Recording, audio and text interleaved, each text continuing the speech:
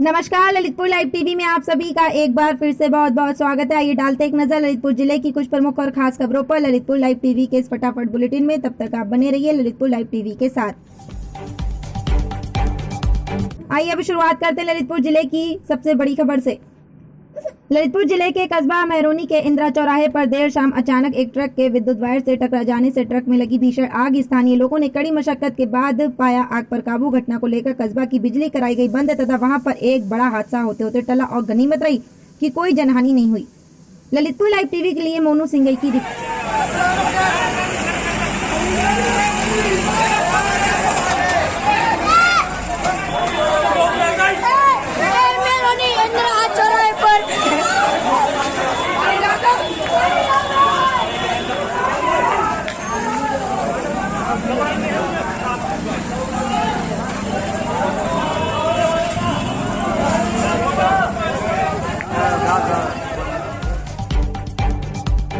ललितपुर जिले में चल रही खाद की किल्लत को लेकर आज डीआईजी जोगिंदर सिंह एवं पुलिस अधीक्षक श्री निखिल पाठक मेहरोनी पहुंचे और उन्होंने थाने का निरीक्षण किया तथा किसानों को हो रही खाद की किल्लत को लेकर शांतिपूर्ण ढंग से वितरित कराए जाने के संबंध में क्षेत्र के सभी अधिकारियों एवं खाद वितरकों से वार्तालाप की।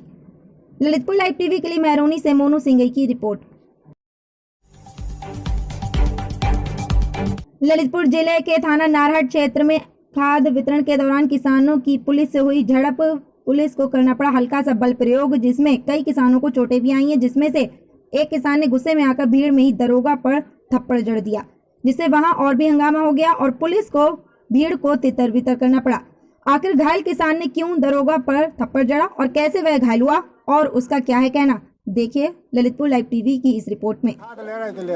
सोसाइटी में नारायण में तो क्या हुआ आपके साथ? डंडा मार दिया, पटक दिया, धक्का दे के मार दिया।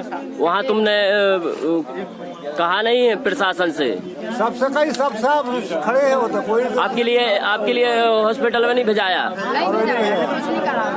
हमारे ग्राम नारायण में जो किसान यहाँ खाद लेने के लिए आए थे तो हमारे एक किसान भाई के लिए लग गई है और सिर में ज्यादा लगी हुई है और किसान काफी दुखी है कि हम अपनी खाद लेने के लिए गए थे, सुबह 6 बजे से लगे हैं लाइन में, फिर भी उनके लिए मारा गया है। ललितपुर में चल रही खाद की किल्लत को लेकर आज देर शाम खाद से मालगाड़ी का रैक ललितपुर के रेलवे स्टेशन स्थित माल गोदाम पहुंचा, जहां भारी सुरक्षा के बीच मालगाड़ी की रैक को खाली करवाया गया। इस दौरान एसडीएम सदर, पुलिस क्षेत्राधिकारी सदर सहित आरपीएफ और जीआरपी पुलिस बल मौके पर मौजूद रहा। ललितपुर लाइव टीवी के लिए पंकज रैकवार की रिपोर्ट।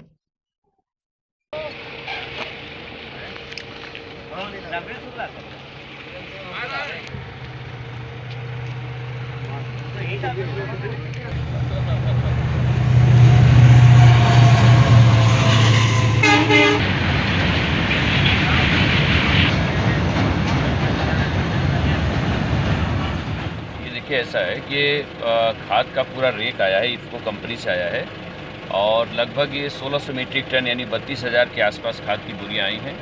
ये तत्काल इनको इफ़को के जो भी फ्रेंचाइजी हैं, जो सहकारी समितियां होती हैं, उनको सप्लाई किया जा रहा है। गाड़ियों के माध्यम से आप देख सकते हैं ये निकल चुका है यहाँ से खाद और सीधे उनको सहकारी समितियों को हम लोग सप्लाई कर रहे हैं और वहाँ पर अभी जो है खाद के लिए लोग खड़े हुए हैं। खाद जो है बट रहा है, इसके जाने से और सहूलियत हो जाएगी और इस खाद को हम लोग अभी जितना भी समय लगेगा रात में भी बंटवाएंगे। इसके अलावा खाद की कोई अब कमी नहीं आने पाएगी और भी जो है खाद काफ़ी मात्रा में आ रहा है, तो लगातार जितनी भी आवश्यकता होगी सबको खाद मिलती रहेगी। ललितपुर शहर के सदन शाह इलाके में रोड पर एक बुजुर्ग के अचेत अवस्था में मिलने से इलाके के लोगों ने बुजुर्गों को तत्काल जिला अस्पताल पहुंचाया। ललितपुर लाइव टीवी के लिए पंकज रैकवार की रिपोर्ट। ललितपुर में आगामी धनतेरस और दीपावली के अलावा भी अन्य त्योहारों के मद्देनजर ललितपुर नगर पालिका परिषद द्वारा शहर के प्रत्येक वार्ड में लगातार सफाई अभियान चलाया जा रहा है। उसी तरह के चलते आज तुवन मंदिर स्थित तालाबपुरा रोड पड़ने वाले साईं मंदिर के आसपास नगर पालिका के कर्मचारियों द्वारा विशेष सफाई अभियान चलाया गया, जिसमें नालियों की सफाई आदि की गई। साथ ही नगर पालिका के कर्मचारियों ने इलाके के लोगों से अपील की है कि वे अपने अपने घरों में एवं आसपास साफ सफाई का विशेष ध्यान रखें एवं घरों में निकलने वाले कचरे को नालियों में न डालें। जिससे कि गंदगी फैले, क्योंकि गंदगी फैलने से तमाम प्रकार के कीड़े मकोड़े मच्छर पनपते हैं और जन्म लेते हैं, जिनसे कई प्रकार की बीमारियां फैलने का अंदेशा रहता है। ललितपुर लाइव टीवी के लिए पंकज रैकवार की रिपोर्ट। आज बुंदेलखंड विकास सेना प्रमुख हरीश कपूर टीटू के नेतृत्व में बुंदेलखंड विकास सेना के कार्यकर्ताओं ने प्रदर्शन करते हुए जिले में खाद की कालाबाजारी रोके जाने की जिला प्रशासन से मांग की है। सेना प्रमुख हरीश कपूर टीटू ने बताया कि किसानों को इन दिनों खाद की अति आवश्यकता पड़ती है, इसलिए प्रशासन को चाहिए कि पहले से सचेत रहें और खाद वितरण समिति एवं डीलरों दुकानदारों की एक साथ मीटिंग कराकर खाद वितरण की व्यवस्था बनाना चाहिए, क्योंकि हर साल इस सीजन में इस तरह की मारामारी देखने को मिलती है। ऐसे ही मौके का खाद माफिया भी अपने पास स्टॉक कर खाद की कालाबाजारी करके उसका फायदा उठाना चाहते हैं, इसलिए प्रशासन को इसमें सुधार लाने की अति आवश्यकता है, तभी यह व्यवस्था सुधर सकती है। ललितपुर लाइव टीवी के लिए पंकज रैकवार। देखिए, बुंदेलखंड में पहले ही तो बहुत ज़्यादा गरीबी भुखमरी है, तमाम चीज़ों की परेशानी है और एक ये खाद की समस्या आ गई। और खाद की समस्या ये पहली बार नहीं आई है, हर साल खाद की समस्या का सामना करना पड़ता है इसी तरह किसानों को, और ब्लैक मार्केटिंग से खाद उठानी पड़ती है किसानों को। शासन प्रशासन को जब पता है हर साल ये स्थिति होती है, तो उनको यहाँ चाक चौबंद व्यवस्था करनी चाहिए थी, पहले से खाद का भंडारण करना चाहिए था, और जो दुकानदार लाइसेंस वाले हैं उन सब को बिठा के मीटिंग करके खाद की सही ढंग से एक उसका व्यवस्था करनी चाहिए थी कि वितरण सही ढंग से हो, और वो शासन प्रशासन नहीं कर पाया, जिसका बहुत बड़ा फेल्योर है। एक किसान ने अपनी जान दी, कई किसान लाइन में लगे बेहोश होकर गिर गए। अभी भी इसको रोका जा सकता है, प्रशासन अन्य चीज़ों को छोड़े, ये किसान हमारे अन्नदाता हैं, इनकी पहली प्राथमिकता खेती है और उसके लिए खाद परम आवश्यक है। उसके लिए पात्रता रखने वाले किसानों को ब्लैक मार्केटिंग से रोक के उन्हें खाद मुहैया करें। ललितपुर में निषाद पार्टी के जिला अध्यक्ष महेश रैकवार की अध्यक्षता में शहर के नेहरू नगर इलाके में एक बैठक संपन्न हुई, जिसमें आसपास के शहर के लोगों ने मीटिंग में भाग लिया और सभी वक्ताओं ने वंचित शोषित समाजों को आगे बढ़ाने का संकल्प लेते हुए निषाद पार्टी की नीति को जन जन तक पहुंचाने का संकल्प लिया। जिला अध्यक्ष महेश रैकवार ने निषाद पार्टी में जोड़ने के लिए और निषाद पार्टी में अपना हिस्सा लेने के लिए निर्बल इंडियन शोषित हमारा आम दल निषाद पार्टी में पार्टनर बनकर अपना अपना हिस्सा, अधिकार, मान सम्मान, रोटी कपड़ा मकान लेने के लिए उन वंचित समाजों को आग्रह किया कि वे अपना हिस्सा लेने के लिए अपने बच्चों को सुनहरा भविष्य के लिए निषाद पार्टी के साथ आए और अपना हिस्सा लेने का संकल्प लें। अभी तक वंचित शोषित गरीब समाजों को अभी तक सभी पार्टियों ने वोट बैलेंस मानकर उनसे सिर्फ वोट लिया, हिस्से के नाम पर उनको कुछ भी नहीं दिया। गरीब गरीब होता जा रहा है, अमीर अमीर होता जा रहा है। उन्होंने ऐसे ही समाजों को सिर्फ इस्तेमाल किया है और कुछ नहीं। अब निर्बल इंडियन शोषित हमारा आम दल निषाद पार्टी सभी का हिस्सा, अधिकार, मान सम्मान देने के लिए निषाद पार्टी बनी है। सभी लोग एक साथ आकर अपना हिस्सा लिखवाने के लिए निषाद पार्टी में आए। अधिक से अधिक सदस्यों ने आगामी चुनाव 2022 में सभी पार्टियों को करारा जवाब देकर निषाद पार्टी को साथ देने का काम करें। मैं भारतीय जनता पार्टी को भी धन्यवाद देता हूं। 75 साल से मछुआरों का आरक्षण जारी करने के लिए सभी पार्टियों ने तुमको गुमराह किया और उसका हिस्सा खाया। अब भारतीय जनता पार्टी ने आरक्षण की कानूनी प्रक्रिया जो चालू की है, उसके लिए जिला के मछुआरों ने बहुत बहुत धन्यवाद दिया। इस दौरान सभी सम्मानित साथीगण मौके पर उपस्थित रहे। ललितपुर लाइव टीवी के लिए पंकज रैकवार की रिपोर्ट। महिलाओं को महिला जागरूक करेंगी। महिला जिला अध्यक्ष के नेतृत्व में मीटिंग संपन्न हो रही है और महिला जिला अध्यक्ष ने यहाँ के जो कार्यकर्ता हैं, कार्यकर्णी महिलाएं हैं, बेटियां हैं, उन्होंने एक वादा किया है कि 2022 में निषाद पार्टी के नेतृत्व में हम लोग यहाँ का विधायक बना के लखनऊ भेजेंगे और लखनऊ भेज करके महामना डॉक्टर संजय कुमार निषाद जी के हाथ मजबूत करके उनको मुख्यमंत्री के रूप में देखना चाहती है, ताकि वो जैसे बहन जी ने अपने समाज के लिए कानून बनाए हैं, जैसे मुलायम सिंह जी ने अपने समाज के लिए कानून बनाए हैं, वैसे ही रैकवार समाज के लिए हम लोग कानून बनवाना चाहते हैं, ताकि हम लोग 2022 में अपना विधायक यहाँ ललितपुर विधानसभा से भेज रहे हैं और उनके लिए काम कर रहे हैं। संगठन 118 हमारे युवा रात दिन मेहनत कर रहे हैं और इतनी ही महिलाएं रात दिन लगी हुई हैं, एक समाज को जगाने का काम कर रहे हैं। जय निषाद राज, निषाद पार्टी। जय निषाद राज। ललितपुर में बुढ़वार रोड की हालत दिन ब दिन होती जा रही है दयनीय। जैसा कि आपको बताते चले कि ललितपुर शहर से सिद्धनपुरा रोड की सड़क पूरी तरह चौपट हो चुकी है। यहाँ पर जगह जगह गड्ढे हो गए एवं राहगीरों का यहाँ से निकलना जान जोखिम भरा हो चुका है। ऐसे में यदि बरसात हो जाती है, कई वाहन कीचड़ भरे गड्ढों में फंसकर रह जाते हैं और फिर यहाँ लग जाता है लंबा जाम। जिससे आवागमन में काफी कठिनाइयों का सामना करना पड़ता है। दरअसल यहाँ पर निकलने वाली वाहनों की संख्या भी पहले से कई गुना बढ़ गई है, क्योंकि नेहरू नगर स्थित रेलवे ओवरब्रिज के कार्य के चलते वहां का ट्रैफिक भी यहीं से डाइवर्ट कर दिया जाता है। यहाँ से लोग जाखलौन, देवगढ़ के अलावा भी मध्य प्रदेश की सीमा की ओर रोजाना बड़ी तादाद में निकलते हैं, जिससे यहाँ दिन भर सैकड़ों वाहन गुजरते हैं, जिनकी धूल मिट्टी उड़ने से यहाँ के रहने वालों को मुसीबत बनी हुई है। क्षेत्र के लोगों ने जिला प्रशासन से जल्द यहाँ ऊंची सड़क बनाए जाने की मांग की है, जिससे कि यहाँ बरसात में सड़कों पर पानी न भरे। ललितपुर लाइव टीवी के लिए पंकज रैकवार की रिपोर्ट। वीरेंद्र सिंह यादव। अच्छा, कहाँ पे रहते हैं आप? सिद्धनंद। अच्छा, ये रोड कहाँ से कहाँ के लिए निकलता है? ये रोड यानी गोवाल के लिए। अच्छा, क्या समस्या है यहाँ पे? समस्या ये का रात में निकलो सो भी खड्डा, दिन में निकलो सो भी खड्डा है, खड्डे यानी कि चले हुए परेशानी है सबसे हो रही, और आदमी भी गिर रहा है, रात में गिर रहा है, दिन में और जान में निकाल परेशान हो रहा है हम लोग। ट्रैफिक लग जाता तरह तरह के। आपने इसकी शिकायत नहीं की कहीं पर? शिकायत कई बार की। अच्छा, कोई सुनता ही नहीं है। ललितपुर जिले में चल रही खाद की किल्लत को लेकर आज जिले के कस्बा बांसी में जिलाधिकारी अद्रावी दिनेश कुमार एवं पुलिस अधीक्षक श्री निखिल पाठक सहित बांसी के प्रशासनिक अधिकारियों की देखरेख में किसानों को कराया खाद वितरण। ललितपुर लाइव टीवी के लिए कस्बा बांसी से सूर्यकांत शर्मा के साथ शैलू पुरोहित की रिपोर्ट। आप वो भी आपका भाई बहन होगा ना, सबका मिलना है, एक एक बोरी ले।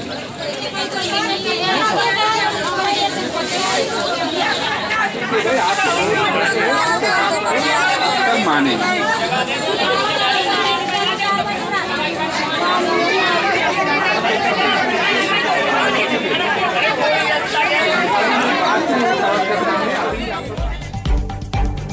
ललितपुर जिले कस्बा बांसी में ब्लैक में बिकने जा रही खाद से लदी एक पिकअप बांसी पुलिस चौकी ने मुखबिर की सूचना पर पकड़ा और पिकअप को रिपोर्टिंग बांसी पुलिस चौकी लाकर खड़ा कर दिया और कार्रवाई के लिए संबंधित अधिकारियों को सूचना दे दी गई। ललितपुर लाइव टीवी के लिए कस्बा बांसी से सूर्यकांत शर्मा के साथ शैलू पुरोहित की रिपोर्ट। ललितपुर जिले के कस्बा बांसी में आज खाद वितरण के दौरान कड़ी धूप में सुबह से भूखे प्यासे खड़े किसानों को कस्बे के समाजसेवी एवं पत्रकार डॉक्टर जितेंद्र जैन ने पानी एवं बिस्कुट के पैकेट वितरण किए। इस मौके पर लेखपाल धर्मेंद्र सिंह, नीलेश नामदेव, शानू, सुचेंद्र सेठ मुख्य रूप से मौके पर उपस्थित रहे। ललितपुर लाइव टीवी के लिए कस्बा बांसी से सूर्यकांत शर्मा के साथ शैलू पुरोहित की रिपोर्ट। करवा चौथ की कथा सुनने से विवाहित महिलाओं का सुहाग बना रहता है, उनके घर में सुख, शांति, समृद्धि और संतान सुख मिलता है। महाभारत में भी करवा चौथ के महत्व पर एक कथा का उल्लेख मिलता है। भगवान श्री कृष्ण ने द्रौपदी को करवा चौथ की कथा सुनाते हुए कहा था कि पूर्ण श्रद्धा और विधि पूर्वक इस व्रत को करने से समस्त दुख दूर हो जाते हैं और जीवन में सुख, सौभाग्य तथा धन धान्य की प्राप्ति होने लगती है। श्री कृष्ण भगवान की आज्ञा मानकर द्रौपदी ने भी करवा चौथ का व्रत रखा था। इस व्रत के प्रभाव से ही अर्जुन सहित 5 पांडवों ने महाभारत के युद्ध में कौरवों की सेना को पराजित कर विजय हासिल की। करवा चौथ के पूजन में धातु के करवे का पूजन श्रेष्ठ माना गया है। यथास्थिति अनुपलब्धता में मिट्टी के करवे से भी पूजन का विधान है। ग्रामीण अंचल में ऐसी मान्यता है कि करवा चौथ के पूजन के दौरान ही सजे धजे करवे की टोटी से ही जाड़ा निकलता है। ललितपुर जिले में महिलाओं का पूरे साल भर का सबसे बड़ा पर्व करवा चौथ बड़े ही परंपरागत तरीके से मनाया गया। शहर की नदीपुरा स्थित श्री राम राजा मंदिर में सौभाग्यशाली वीरांगना सुहागनों ने भगवान की पूजा, आराधना और व्रत उपवास रखकर मनाया करवा चौथ। चलनी में चांद और पति का चेहरा देखकर समापन किया। व्रत करवा चौथ पर ललितपुर लाइव टीवी की ये विशेष झलकियों के साथ ये रिपोर्ट देखिएगा जरूर। ललितपुर लाइव टीवी के लिए मनोज जैन के साथ रवि चुंगी की रिपोर्ट।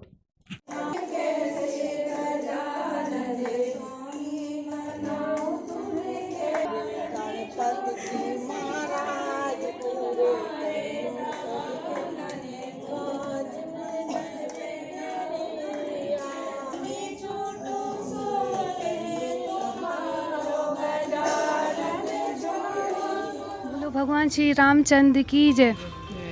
यह व्रत मुख्यतः सौभाग्यशाली स्त्रियां करती हैं जो अपने पति की दीर्घ आयु के लिए करती हैं।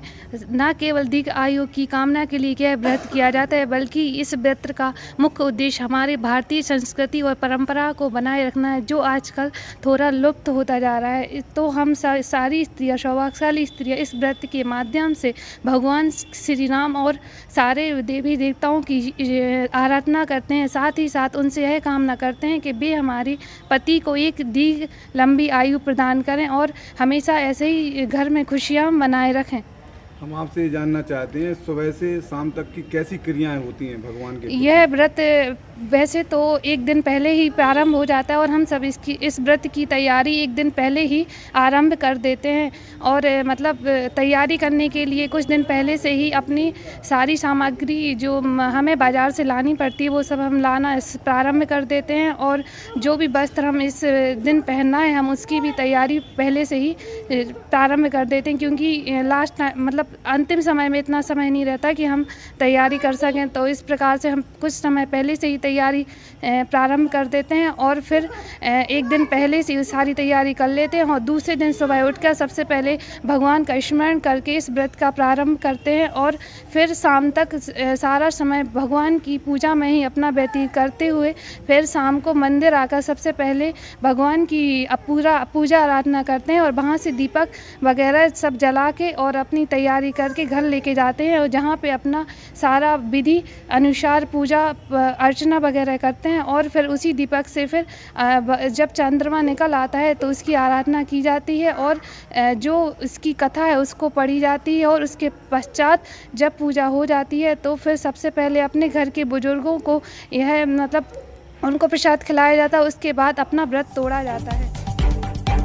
ललितपुर जिले के थाना पुराकला क्षेत्र अंतर्गत ग्राम पुराविरदा में गांव का ही एक दबंग किस्म का व्यक्ति आम रास्ते पर अपना अवैध कब्जा करके अपने घर के बाहर छज्जा निकाल रहा है, जिसकी शिकायत स्थानीय लोगों ने पुलिस से भी की। वहां के स्थानीय लोगों द्वारा मिली जानकारी के अनुसार बताया गया है कि राजेश पुत्र रतिराम के द्वारा घर के बाहर अवैध छज्जा निकालकर यहाँ के लोगों को परेशान किया जा रहा है और शिकायत करने वाले लोगों को धमकियां भी दी जा रही हैं, जिससे यहाँ के लोगों में आक्रोश पनप रहा है और लोगों में दहशत का माहौल बना हुआ है। ललितपुर लाइव टीवी के लिए पुराकला से दीपू गुप्ता की रिपोर्ट।